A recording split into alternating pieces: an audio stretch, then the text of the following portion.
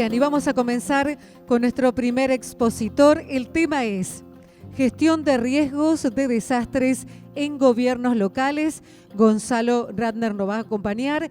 Y bueno, nuestro disertante, el señor Mauricio Norman Saldívar, es meteorólogo. Lo vamos a invitar al escenario, divulgador científico, licenciado en ambiente y doctorado en geografía. Tiene especializaciones y posgrados en cambio climático, desarrollo sostenible, comunicación, gestión del riesgo de desastres, resiliencia urbana y ciudades inteligentes. Es asesor y consultor en el sector público y privado, investigador y profesor en la Universidad de El Salvador, profesor en posgrado en la Universidad del Centro de Estudios Macroeconómicos de Argentina. En la actualidad, tiene a su cargo la Dirección de Hidrometeorología en la Municipalidad de La Plata y es coordinador general del Sistema de Alerta Temprana para el Gobierno de la Ciudad de Buenos Aires. En el año 2015, la Oficina de las Naciones Unidas para la Reducción del Riesgo de Desastres lo designó promotor de la campaña global Desarrollando Ciudades Resilientes. El aplauso para nuestro primer expositor, el señor Mauricio Norman Saldívar. Muchas gracias. Ni me había dado cuenta de lo que era. Bueno, quiero agradecerles a ustedes por estar aquí y especialmente a la gente de Defensa Civil, a Gonzalo, Jorgelina y todo el equipo por el esfuerzo que están haciendo siempre en tratar de poner a la gestión del riesgo, a las emergencias, a la protección civil,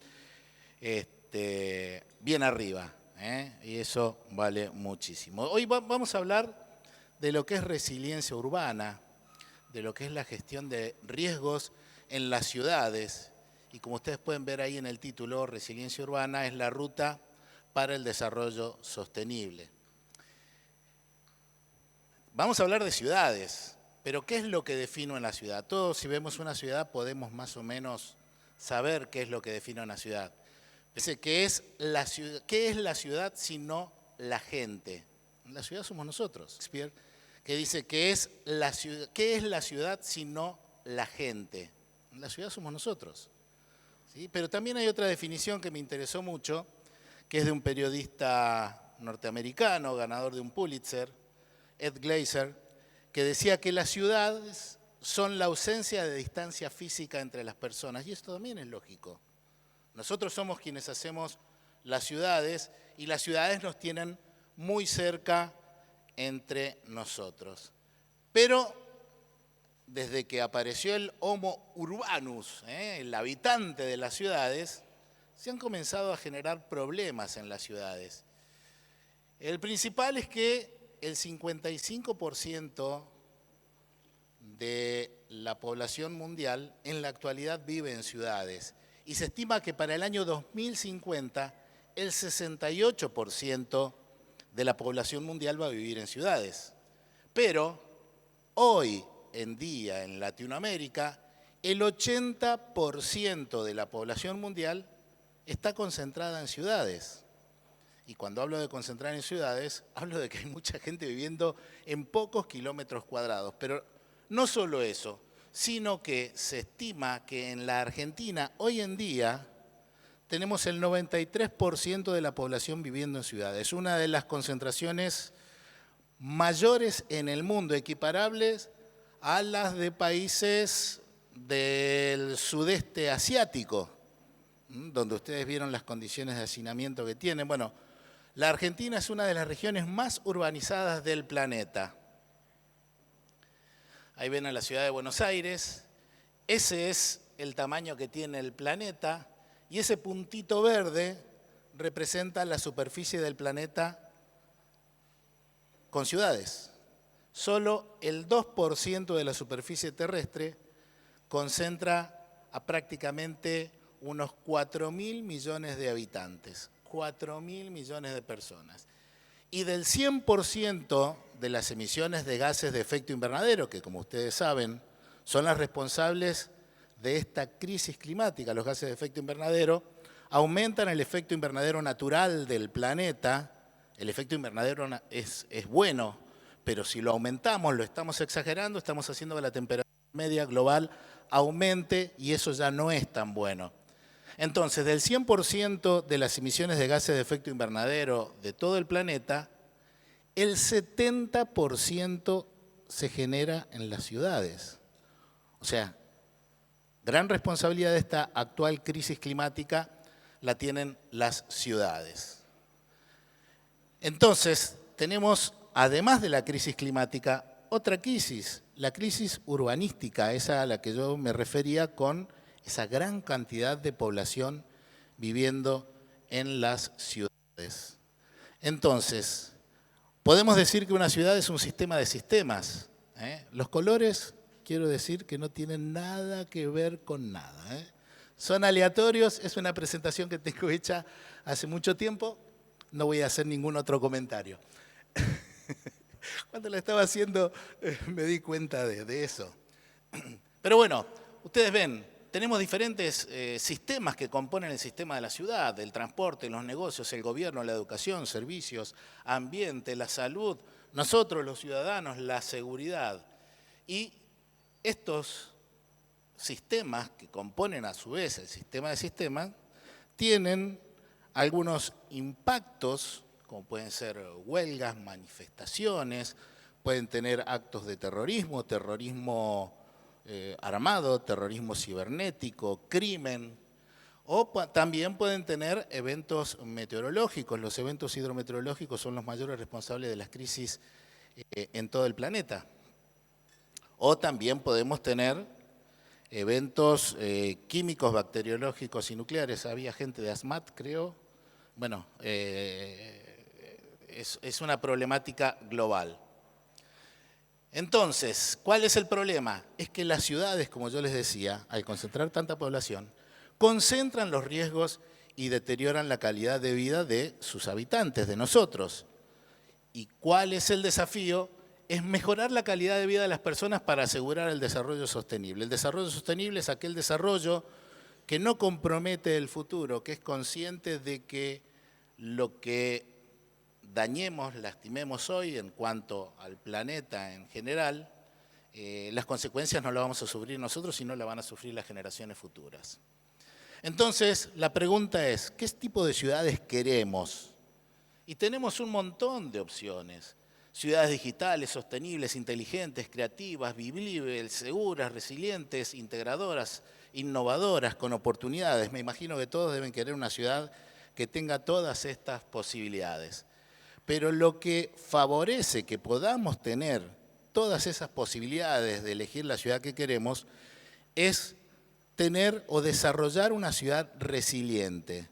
Ya vamos a hablar de lo que es resiliencia, pero me imagino que todos saben lo que es ser resiliente. Y una ciudad resiliente es la que va a permitir que podamos tener todos esos otros enfoques de los que yo hablaba recién. Pero para tener una ciudad resiliente hay que manejar los riesgos. Acá veo mucha gente que maneja riesgos, pero la pregunta que siempre hago es, ¿quién de ustedes maneja riesgo? En auditorios que no son como, evidentemente como ustedes, pero a ver, ¿quién de ustedes no gestiona el riesgo? No ha gestionado, que levante la mano. ¿Quién no gestiona el riesgo? Una sola persona. Bueno, gracias, mamá. Nunca, vos sos madre, tenés hermanos, los llevaste al colegio alguna vez, han cruzado la calle de la mano, han mirado a ambos lados con el semáforo. Bueno, el cruzar la calle, ¿sí?, es un acto de gestionar los riesgos, ver de que venga un auto, tratar de hacerlo en un lugar seguro. Bueno, hay un montón de formas de gestionar el riesgo. Y el riesgo está compuesto por la amenaza, una amenaza, un peligro, ¿sí?, que puede ser, por ejemplo, un evento de precipitaciones, puede ser un temporal de viento, puede ser un terremoto, son muchas las amenazas que hay. La vulnerabilidad significa cuán sensible soy a ese riesgo y, por ejemplo, las poblaciones que tienen menos recursos son más sensibles, por ejemplo, al frío, porque no tienen dinero para calefaccionarse o porque no tienen probablemente una red de gas natural como puede tener una gente que tiene mayores recursos. Y el otro elemento es la exposición.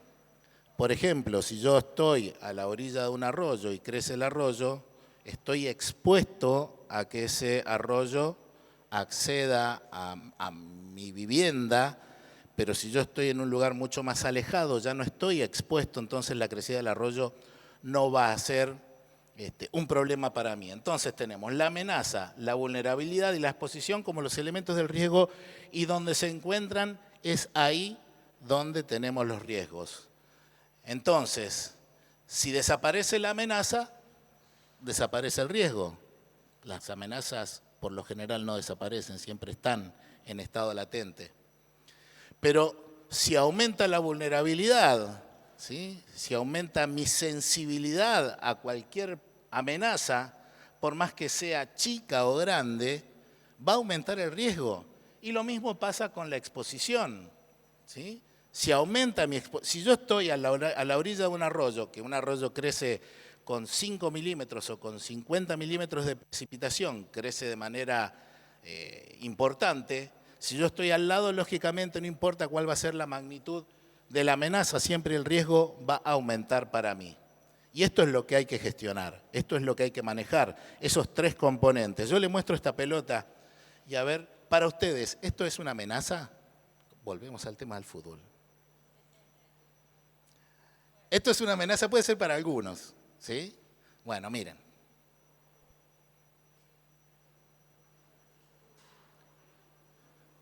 ¿Recuerdan esto? Bueno, vamos a ponerla varias veces porque quiero analizar con ustedes esto. Miren, ahí tenemos la amenaza, una pelota, ¿sí? Una pelota de fútbol inocente, que es de divertimento, pero en este caso resultó ser una amenaza. Y tengo la vulnerabilidad de los conductores, porque están de espaldas al riesgo, no lo están viendo. Son vulnerables al riesgo y además que, fíjense el límite de la cancha. Ellos están completamente expuestos. Si hubiesen estado de espaldas, de frente a la pelota, mejor dicho, de espaldas a la posición donde están ahora, hubiesen disminuido el riesgo. Y si estuviesen más alejados del borde de la cancha, también disminuirían el riesgo. Entonces, volvemos a la fórmula de riesgo.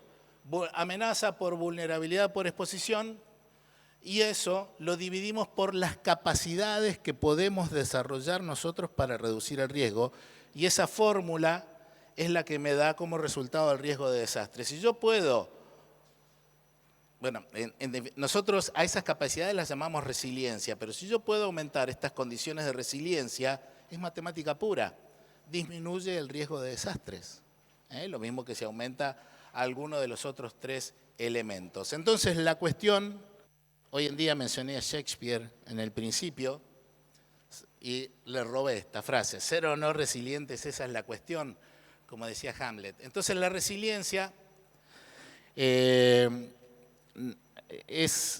hay una frase en chino que dice resiliencia, caes 7 veces, te levantas 8, y eso es lo que se trata de ser resilientes. No importan los eventos, tratar de levantarnos, pero no levantarnos en las mismas condiciones que nos tiraron, sino tratar de levantarnos en condiciones mejor a las que teníamos cuando nos tiraron por cualquier motivo. Ustedes me pueden decir, a ver si esta flor es resiliente. ¿A ustedes les parece que esta flor puede ser resiliente? ¿Sí o no? ¿Por qué? Está en un ambiente, en un entorno agresivo para ella, pero sin embargo pudo florecer. ¿A ustedes les parece que Nelson Mandela es una persona que ha tenido o que ha hecho resiliencia? ¿Sí o no? ¿Conocen la historia de Mandela? Estuvo preso un montón de años y después lo liberaron y fue presidente de Sudáfrica. Pero me parece que están dormidos porque nadie me dijo, ese no es Mandela, es este. ¿Ven? Estos son elementos que uno utiliza en las charlas para ver si le están prestando atención.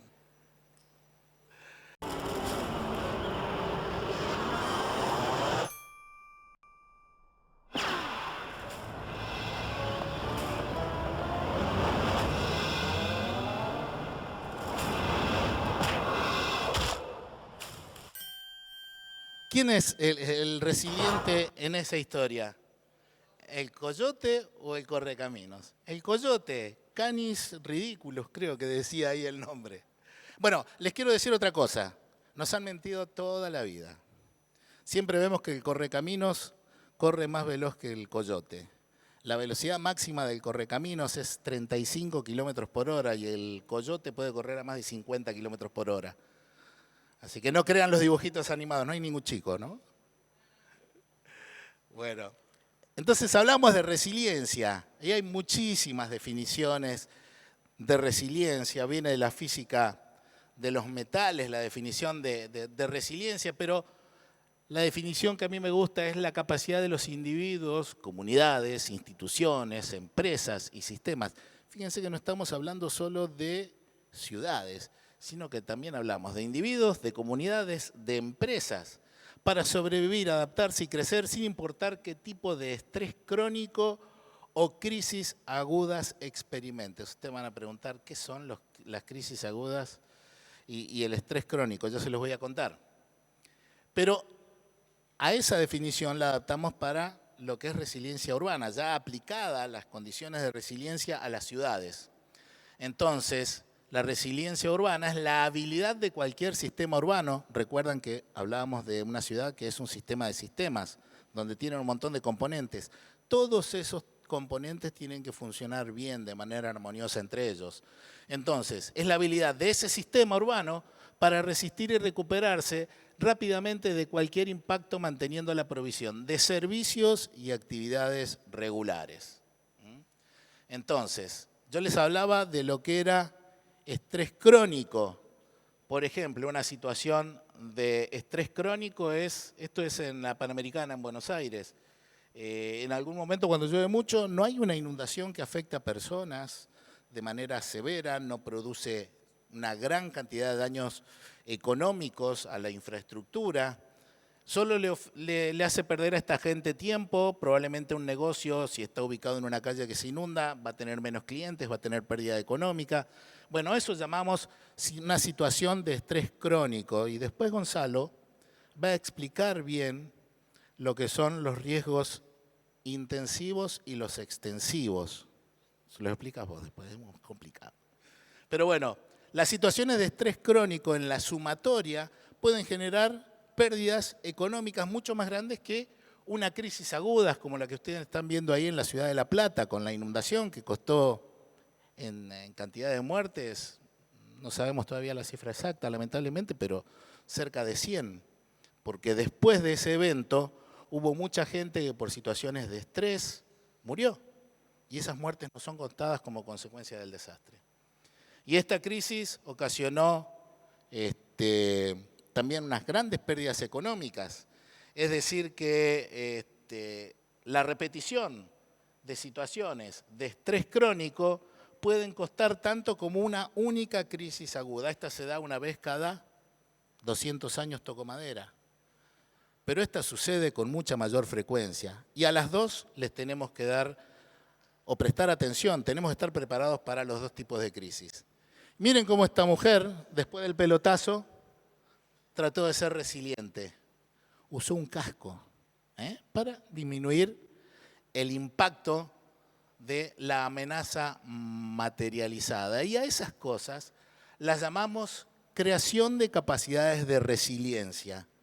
Y dentro de la creación de capacidades de resiliencia tenemos dos posibilidades o dos tipos de medidas totalmente diferentes. Unas que son medidas estructurales que se pueden palpar. Ustedes pueden ver ahí que la chica tiene un casco y todos sabemos que tiene un casco.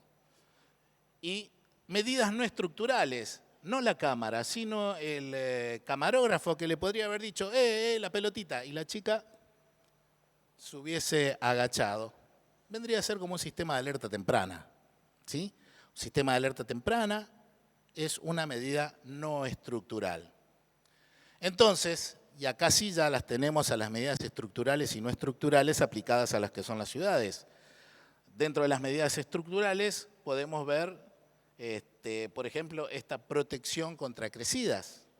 Y las medidas no estructurales son, por ejemplo, el aviso, la alerta temprana, ya las vamos a explicar con un poquito más de detalle, pero dentro de las medidas estructurales, que yo les decía son aquellas que se pueden palpar, tenemos obras de infraestructura gris o medidas que están hechas, se llaman infraestructura gris porque están hechas de cemento, el color de cemento es gris. Pero estas medidas tienen un problema, que se los voy a contar enseguida. También tenemos infraestructura verde e infraestructura azul-verde. La infraestructura verde es tratar de utilizar o de emplear los mecanismos que la naturaleza tiene para, por ejemplo, absorber el agua de las precipitaciones. Si yo tengo cemento, el agua se va a acumular sobre la superficie, pero si yo en lugar de cemento pongo un parque, el agua va a ser absorbida por la tierra, por el césped, por las plantas, paredes y techos verdes, por ejemplo, terrazas verdes, se emplea muchísimo esto. Y la infraestructura azul-verde trata también de copiar parte de lo que es la infraestructura verde, o sea, césped, tierra, pasto, árboles, con los servicios ecosistémicos que brinda el agua. Bueno, a estas dos soluciones juntas se llaman soluciones basadas en la naturaleza y realmente son muy útiles, pero todas estas soluciones, especialmente las de infraestructura gris, muchas veces nos crean la infraestructura gris, muchas veces nos crea una falsa sensación de seguridad, porque la mayoría de las obras hidráulicas están diseñadas para eventos normales. Ustedes conocen lo que pasó en Japón en 2011 con Fukushima, el reactor, hay una serie en Netflix ahora. Hicieron todo un paredón que costó cientos de millones de dólares. El paredón tenía 11 metros para proteger a los reactores nucleares de esa planta de un tsunami. 11 metros de altura. ¿Saben de cuánto fue el tsunami? 11,50 metros. Entró el agua igual. O sea, gastaron un montón, una millonada de plata y no les sirvió de mucho. Entonces, las obras de infraestructura gris, las obras hidráulicas, por lo general están diseñadas para eventos que ocurren una vez cada 10, 20 años, 5 años, y todo eso, como es la mayoría financiado por los ciudadanos, por los habitantes de las ciudades, si a uno le dice, bueno, vamos a hacer una obra de infraestructura que nos va a proteger para eventos que ocurren una vez cada 500 años, pero van a tener que pagar 20 veces más de impuestos y mucha gente no lo va a poder, no lo va a querer tener. Entonces, el problema con las medidas estructurales es que están diseñadas para determinado tipo de eventos, pero cuando esos eventos son superiores al diseño de estas medidas estructurales, ya tenemos las no estructurales y entre ellas podemos encontrar las tareas de concientización, son muy importantes. Decirle a la gente, enseñarle sobre el riesgo o cómo actuar ante los riesgos, la preparación, la respuesta, la recuperación y la reconstrucción. Hay bomberos acá, hay gente de protección civil, hay gente de los servicios de sanidad, gente de arquitectura. Bueno, todo eso está involucrado en la preparación, la respuesta, la recuperación y la reconstrucción. Y el tercer elemento son los sistemas de alerta temprana. Entendiendo como sistema de alerta temprana, no solo un aparatito que me va a decir cuánto está lloviendo, una estación meteorológica, sino todo esto, porque el sistema de alerta temprana hace el monitoreo y alerta, lógicamente, con sensores, pero también los sistemas de comunicación, la educación, los avisos, las alertas, los planes de contingencia. Los sistemas de alerta temprana me sirven para ajustar los planes de contingencia, ¿sí? También para desarrollar capacidades, el Comité Operativo de Emergencia Municipal, que aunque ustedes no lo crean, hay muchos municipios que no los tienen. Yo estoy haciendo el relevamiento ahora de las capacidades de resiliencia de 8 municipios de Gran Buenos Aires, un proyecto financiado por el Banco Mundial. Y me encuentro, llaman COEM a un centro de vigilancia y monitoreo de seguridad pública, seguridad ciudadana. Para desastres, para cualquier tipo de contingencia no tiene nada preparado. Y es algo increíble y son municipios que han tenido eventos que han causado pérdidas materiales y de vidas. También el sistema de alerta temprana nos sirve para la gestión de recursos, para generar, ubicar, distribuir puntos de encuentro y albergues, y también nos permite tener un mejor conocimiento del riesgo, analizar escenarios de riesgo y también ver cómo responden, por ejemplo, algunas de esas medidas estructurales en un sistema de desagüe, si el sistema de desagüe que diseñó y pagó la ciudad responde a lo esperado. Si yo hago un sistema para que absorba 50 litros de agua o 50 milímetros de agua de precipitación y cuando llueven 50 milímetros no sirve, bueno, entonces ahí hay otras cosas, hay que revisarlo. Y también nos sirve para la preparación y mitigación. O sea que un sistema de alerta temprana es mucho más que eso y de hecho en el planeta las Naciones Unidas han establecido que hasta el 2027 el 50% del planeta debe contar con sistemas de alerta temprana. Un programa se llama Early Warnings for All, alerta temprana para todos, porque un aviso de 24 horas, un preaviso de 24 horas, no importa si tienen ustedes una red de estaciones meteorológicas, un radar o eso, pero si avisan con 24 horas de anticipación a la materialización de una amenaza, las pérdidas se reducen en un 30%. La alerta temprana, entendiendo por el aviso anticipado, reduce en un 30% los daños. Le cuento algo. 2010, inundaciones en la ciudad de Buenos Aires. La gente no sabía que vivía arriba de un arroyo. No sabían que vivían arriba de un arroyo. Y claro, cuando creció el agua tiene memoria, va a volver a pasar por ese lugar, aunque 50 años antes, 70 años antes, a eso había sido tapado y habían puesto un canal por debajo. Pero a la gente se les inundaron las cocheras que estaban en el subsuelo. Entonces, el gobierno de la ciudad de Buenos Aires se hubiese evitado pagar alrededor de 4 millones de dólares por los daños provocados en cocheras, porque no les avisó, pues si lo hubiesen avisado 30 minutos antes, 45 minutos antes, la gente hubiese podido sacar el auto del subsuelo y no se inundaba, o por lo menos gran parte de ellos. Y un sistema de alerta temprana es ciencia, tecnología y conocimiento para la evaluación del riesgo, porque nos permite tener las amenazas, entenderlas, ya sean las amenazas naturales o tecnológicas. La ciudad de La Plata, por ejemplo, mucha gente no lo sabe o lo desconoce, pero el 2 de abril de 2013 tuvo el evento de precipitación más importante en la República Argentina, por lo menos en los registros, 392 milímetros en aproximadamente 12 horas. Todos recordamos la inundación, pero lo que la mayoría de la gente no recuerda es que cuando se inició la precipitación tan intensa, la ciudad de La Plata está frente a lo que se conoce como el polo petroquímico La Plata, que es uno de los polos petroquímicos más grandes de Latinoamérica. Está ubicado en la localidad de Ensenada y se prendió fuego. Todos los equipos de respuesta estaban tratando de apagar el incendio en el polo petroquímico porque si hubiese estallado, la mitad de la ciudad de La Plata hubiese desaparecido y no estaríamos hablando hoy de la inundación, sino de la explosión. Entonces las amenazas tecnológicas también hay que considerarlas. El sistema de alerta temprana también me da un análisis del riesgo, no solo de las amenazas, sino también de mi exposición y vulnerabilidad. Y estos factores me permiten evaluar el riesgo, ¿sí?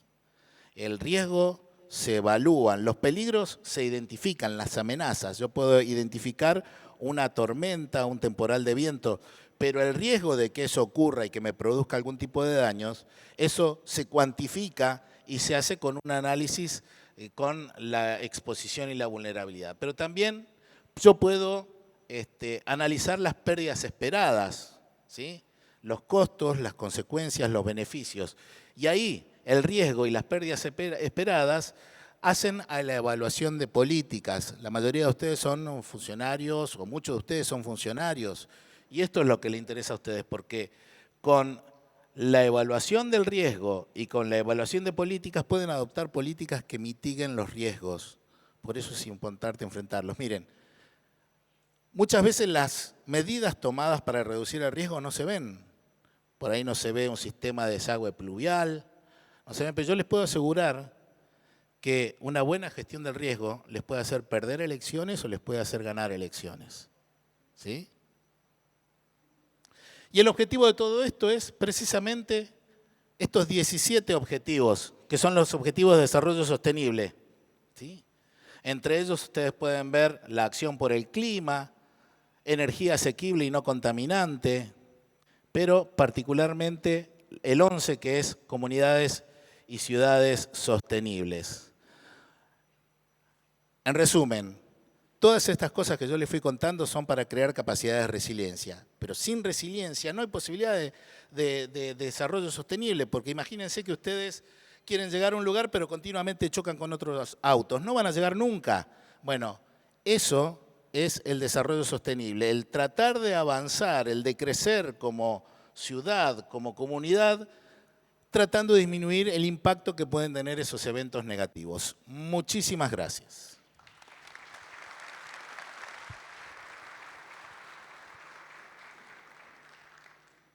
La idea de mi exposición, que va a ser muy sintética, es hablar un poco, como lo anticipó Mauricio, de los riesgos extensivos y los intensivos y una problemática que estamos sufriendo todos los que trabajamos en emergencia en el último tiempo, y después aportar experiencias desde los gobiernos locales para trabajar sobre cada uno de esos factores de la ecuación de la gestión de riesgo, ¿no? Que tienen que ver con la amenaza, con la vulnerabilidad, con la exposición y con nuestras capacidades. Primero les presento a Rosario, para aquellos que no son de la ciudad. Tenemos gente de varias provincias, algunas muy distantes, así que la verdad agradecer la presencia. Rosario tiene 1.300.000 habitantes según el último censo. Hemos ido creciendo en cuanto a población, pero han ido creciendo exponencialmente las localidades vecinas, que también están presentes los gobiernos locales de esas localidades, en cuanto a población, y este crecimiento genera evidentemente un aumento en cuanto a los riesgos, ¿no? Y a gestionar estos riesgos en forma conjunta al desaparecer las fronteras y transformarnos en una gran ciudad, en una metrópolis, ¿no? El desafío es cómo gestionar los riesgos que ya no son de una sola ciudad, sino son de la región, ¿no? Ese es un buen desafío. Estamos divididos en 6 distritos, cada uno tiene su administración, un director de distrito que es como un intendente de ese distrito, con los recursos del Estado municipal también disponibles. Tenemos 420.000 árboles, ese dato de color se los tiro para que tengan idea de lo que pasan en las tormentas, 420.000 árboles plantados en espacio público, más todo lo que tiene cada uno en su vivienda. La respuesta que hay que dar en el post-tormenta. Somos el final de 2 cuencas de arroyos, del arroyo Ludueña, del arroyo Saladillo, estamos a la vera del río Paraná, son 3 cuencas que se comportan de forma distinta. El arroyo Ludueña te da horas, desde el momento de la lluvia hasta el pico de creciente, es muy eléctrico el comportamiento de esa cuenca. El Saladillo es mucho más lenta, tenés día y medio desde el momento de la lluvia, donde los sensores marcan una creciente hasta que llega a la ciudad, y el Paraná, muchos le dicen que es una cuenca lenta, tipo paquidérmica, ¿no? Te da semanas hasta meses, los informes te pueden anticipar una creciente del río. La historia de la ciudad está ligada a esto, a inundaciones, con 2 hitos claros que son el 2007 y el 2012. 2007, fíjense que el río Paraná siempre tiene una influencia directa más allá del evento climático. El 2007 nos encuentra con un Paraná en 5,30 metros, que es el nivel de evacuación de la ciudad, un evento meteorológico fuerte, precipitaciones de 240 milímetros generaron 3.500 evacuados, 3 centros de evacuados.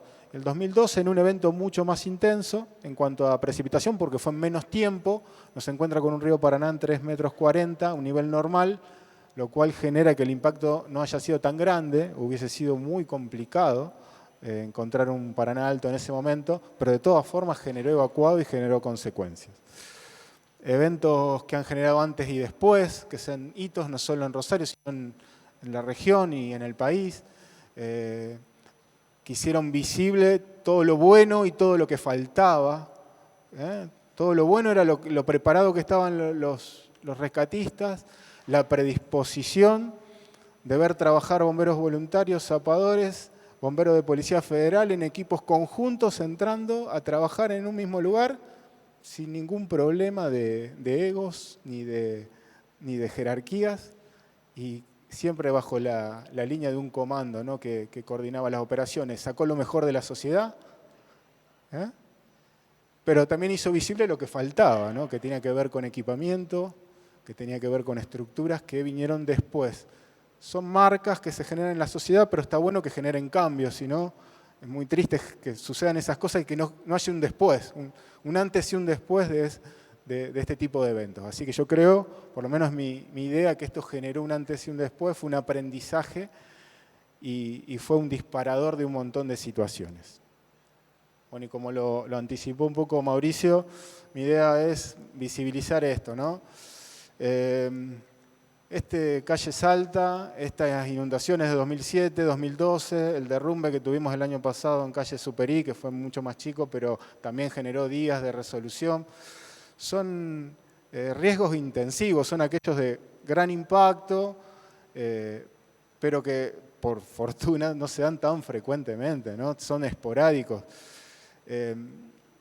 Ahora, los riesgos extensivos, que son los de bajo impacto, que tienen una frecuencia baja a media, esos son los que no son tan visibles, porque no son en el que salen en un medio de comunicación, no es el gran incendio, pero son los que demandan recursos operativos, recursos humanos, y que han ido creciendo en forma exponencial. Yo les traje algunas estadísticas.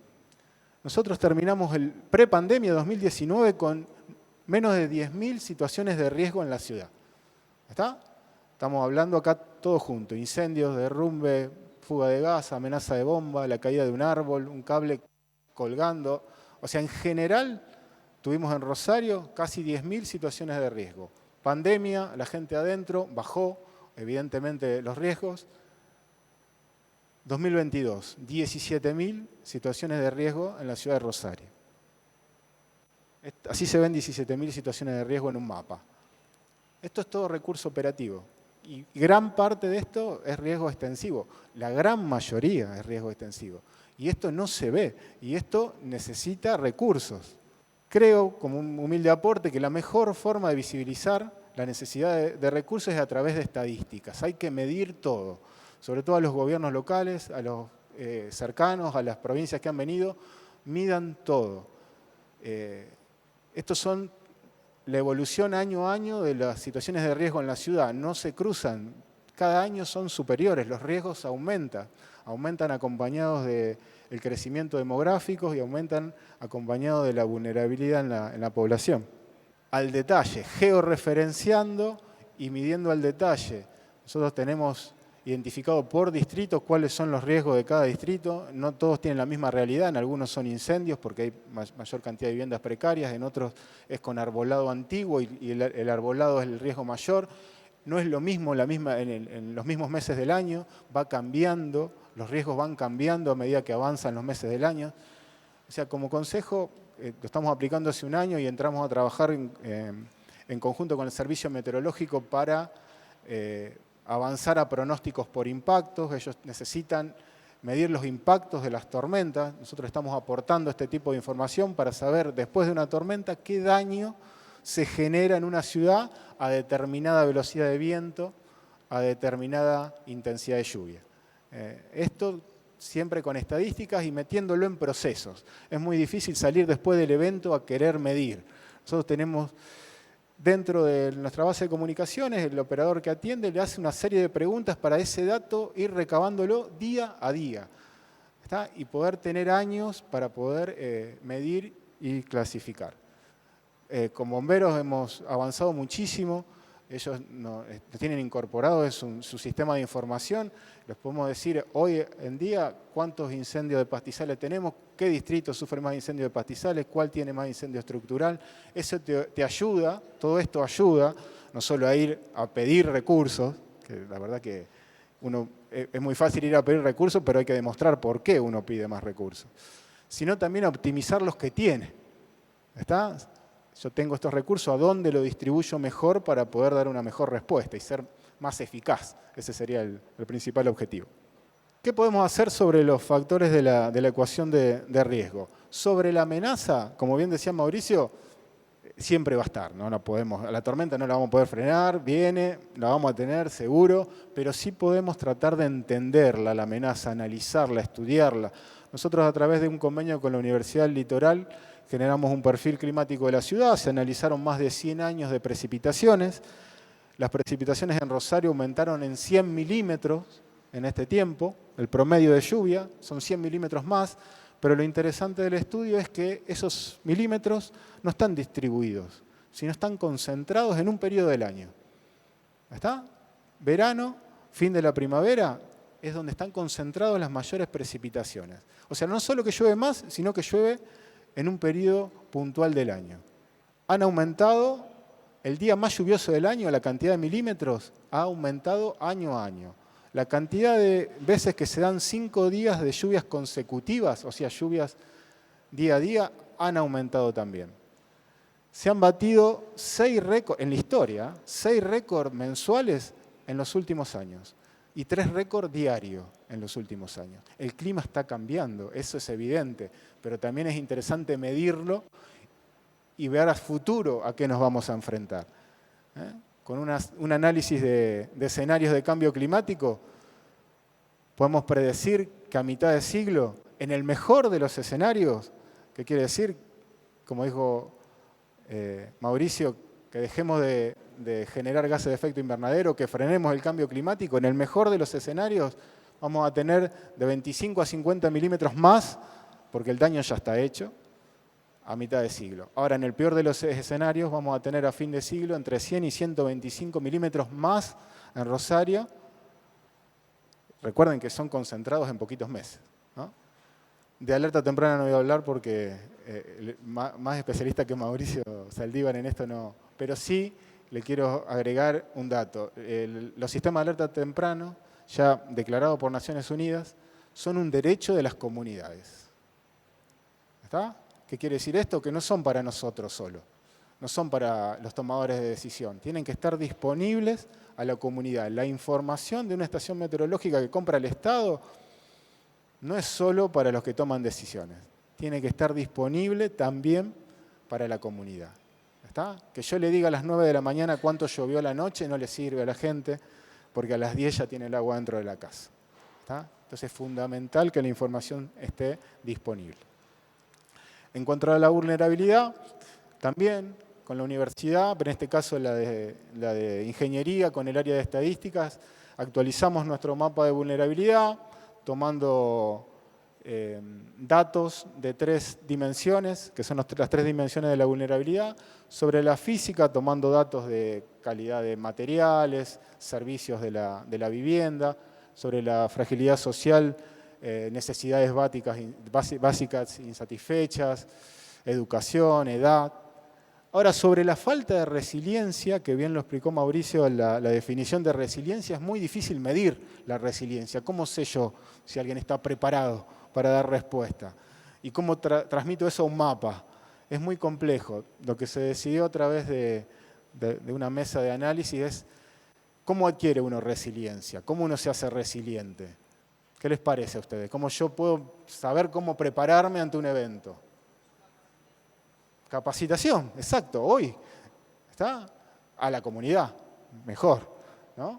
Así adquiero resiliencia. Entonces, cuanto más lejos estoy del Estado, cuanto más lejos estoy de la comunicación, más lejos de la telefonía celular, más lejos del Wi-Fi, más lejos de cualquier respuesta del Estado que me pueda preparar para dar una respuesta local, menos resiliencia voy a tener. Ese es el concepto teórico. Ahora hay otra forma de adquirir resiliencia que lamentablemente se da mucho en América Latina, que es que nos pasen las cosas repetidas veces hasta que aprendemos que estamos expuestos, que nos va a volver a pasar, que somos vulnerables y que la amenaza está ahí. Es la forma fea de adquirir resiliencia, es la que no debería pasar, deberíamos estar nosotros antes enseñando que le pasen las cosas repetidas veces a la gente para que aprenda y sea resiliente, ¿no? Lamentablemente es lo que en la América Latina es moneda común. Medidas estructurales, medidas no estructurales. Vamos a tratar de generar resiliencia. Les traje un ejemplo, cómo se trabaja en los fenómenos del Niño. Ahora tenemos uno muy cercano. Sobre fin de año vamos a comenzar a entrar. En el último, que fue grande, trabajamos con medidas no estructurales en la población. De comunicación social nos dijeron, no hablen de inundaciones, díganle que va a llover mucho. Ibas a la gente y le decían, miren que va a llover mucho. Uy, nos vamos a inundar, te decía la gente. Y evidentemente la gente es resiliente, aprende de lo que le pasó, pero servía para empezar a hablar de qué hacer, cuál era el lugar a dónde ir, por dónde evacuar, qué hacer con los documentos. Acompañado de tarea operativa, estructural también, si no el mensaje no era muy bien recibido, ¿no? Pero tareas realizables, ¿no? No la gran obra, que también se hizo antes del último periodo de lluvias, que fue el Aliviador 3, que es una obra muy esperada acá en la ciudad, sino tareas realizables antes del periodo de lluvias. Con la exposición, bueno, si cruzamos amenaza y vulnerabilidad, ¿qué nos da? Un mapa de riesgo, ¿no? Acá tenemos el mapa de riesgo de la ciudad de Rosario. La exposición son las personas vulnerables en esa zona roja. ¿Cómo trabajar con esas personas? Principalmente, identificarlas, mapearlas, georreferenciarlas, saber cuáles son las viviendas que van a estar afectadas ante el fenómeno. En segundo paso, defender las que se puedan defender. Este es un trabajo que se hizo en Mangrullo, ante crecida del río Paraná. Río Paraná en 5 metros entra en nivel de alerta, en 5 metros 30 entra en nivel de evacuación. O sea que a partir de los 5 metros 30 empieza a entrar agua dentro de la casa de la gente, para ser claro, ¿no? Con el pronóstico del INA que teníamos, que iba a superar el nivel de evacuación, empezamos a defender las que se podían defender y las que no, trabajar en relocalización, reubicación. Dentro del mismo territorio, no podés llevar a una persona que está ligada al río, que vive de la pesca, de cuidar embarcaciones, de arreglar embarcaciones a otro escenario. Entonces lo que se trató es relocalizar en el mismo barrio. Las mismas personas construyeron la vivienda, se le aportó materiales. ¿Esto a qué nos llevó en el último fenómeno Niño? Este es el río Paraná. En azul, en situación normal, en rojo, ¿cómo quedó ese año? Fue en verano del 2016. No había agua entre Rosario y Victoria, 60 kilómetros no había tierra, 60 kilómetros de agua. El río Paraná llegó a 5 metros 55. ¿Está? Estuvimos 106 días sobre el nivel de alerta. Estuvimos 57 días sobre el nivel de evacuación. No hubo evacuados. ¿Está? Se elevó el nivel de evacuación de Rosario a 25 centímetros. ¿Hubo un gasto para obtener esto? Le soy honesto, esto es 2016. Hay que rever un montón de situaciones si esto está vigente. Pero ¿hubo un gasto para llevar adelante todo esto? Sí, evidentemente, hubo una inversión. Ahora, si uno lo piensa y lo analiza, que es otro desafío que siempre nos cuesta, es medir lo que evitamos. Que es muy difícil medir lo que evitamos. Es difícil venderlo, imagínense medirlo, ¿tá? Porque aquello que no pasa es difícil que se valore, ¿no? Entonces, esto fue nuestra deuda, esto que se los cuento yo a ustedes, la gran mayoría de la gente no lo sabe. Pero nosotros evitamos tener un centro de evacuados, probablemente 2 meses abierto, con el costo que lleva tener un centro evacuado 2 meses abierto, con familias que van a perder sus cosas, que las vamos a tener en un centro evacuado, después devolverlas al mismo estado de vulnerabilidad de las que las sacamos, que eso es lo peor. Gastar para después devolver a la familia al mismo estado de vulnerabilidad. Entonces, la gestión de riesgo, compañeros, es una inversión y es un beneficio económico para los gobiernos locales. El desafío es hacerlo visible a los tomadores de decisión. ¿Cómo generamos capacidades? Acá ya en nosotros, simulacros, ¿no? Esto, y aprovecho para contarles. Empezamos hoy, terminamos el lunes. El lunes va a haber un ejercicio, un simulacro importante, confitería bailable, Salta y Oroño, incendio, muchas víctimas, todos los que estén acá, obviamente están invitados a participar. Pero es una forma de generar encuentros también, y coordinar acciones en un mejor escenario que no es el real, ¿no? Este es un simulacro de accidente de aeronave, pero fuera del aeropuerto. que hicimos hace unos años. Allá con prefectura también en otro simulacro. Herramientas, no todo es no estructural, a veces hay que gastar plata, ¿no? Y acá tenemos una herramienta que ya es moneda común en Rosario. El helicóptero sanitario, la gente se acostumbró a verla, baja en calle Pellegrini y ya nadie se queja porque tengan que esperar a que saquen a la víctima que ingrese. Y es otro detalle al cual hay que ser honesto, la falta de previsión de construir un hospital de emergencias, el más importante de la región, sin helipuerto, ¿no? No tiene helipuerto, el helicóptero no puede bajar en el techo y no había forma de solucionarlo. Desafío a todo lo que trabajamos en emergencia, que estamos acostumbrados a hacer este tipo de cosas, de no improvisar, pero tratar de buscar soluciones. La avenida Pellegrini tiene un LAT, que es un lugar apto declarado, con número de resolución de ANAC, o sea, funciona bajo protocolo. Una vez que cortamos la calle, el protocolo funciona, no digo diariamente, pero toda la semana tenemos algún descenso.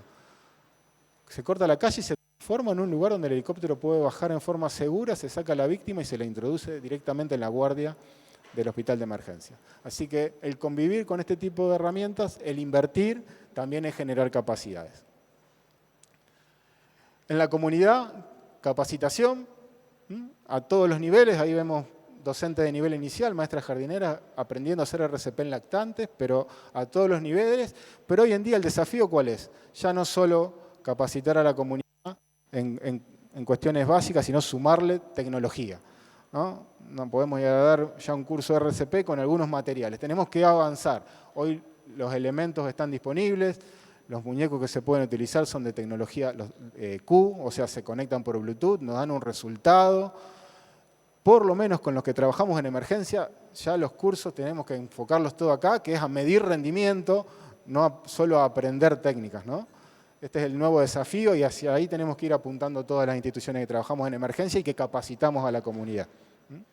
Y como ciudad, y acá invito a los gobiernos locales que están presentes a sumarse, estamos inscriptos ya desde la primera etapa en el programa Ciudades Resilientes de Naciones Unidas, que cuando nos inscribimos te dan un certificado, lo trajimos para presentar ante, en ese momento, la intendenta, dijo, qué bueno, un logro. No, esto es un comienzo, ¿no? Esto es por ingresar, ahora hay que cumplir. Te obliga a trabajar en aspectos esenciales, que son 10, que cada gobierno local tiene que ir evolucionando y creciendo a partir de lo que te va planteando Naciones Unidas. No es imposible, se puede, y nos ofrecemos como nodo para sumar a los demás gobiernos locales y acompañarlos en el camino. Para terminar, después de todo lo que les conté y de todo lo que creo mal o bien venimos trabajando en gestión de riesgo, si recuerdan al comienzo les dije que el riesgo creció. Y ustedes me pueden decir cómo con todo el trabajo pasamos de 10.000 situaciones de riesgo a 17.000 en el post-pandemia y el riesgo sigue creciendo.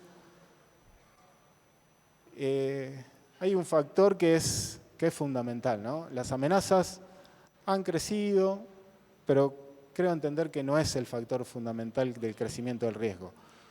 El factor fundamental del crecimiento del riesgo está en la vulnerabilidad, ¿no? Sobre todo en la social, que es la madre de las vulnerabilidades. La vulnerabilidad social es la que genera todas las otras. ¿Está? La falta de recursos, la desigualdad, es la que te hace correr el eje y el ver la inundación como algo secundario si yo necesito llegar a cubrir mis necesidades básicas de alimentación. Voy a estar viendo la posibilidad de inundarme de acá a fin de año. Es muy difícil trabajar y generar percepción del riesgo en la comunidad. Entonces yo creo que el gran desafío nuestro está en trabajar acá, en gestión de riesgo, trabajar al lado de la gente más vulnerable, ¿no? Que es la que más sufre las emergencias y los desastres. ¿Estamos? Bueno, muchas gracias a todos.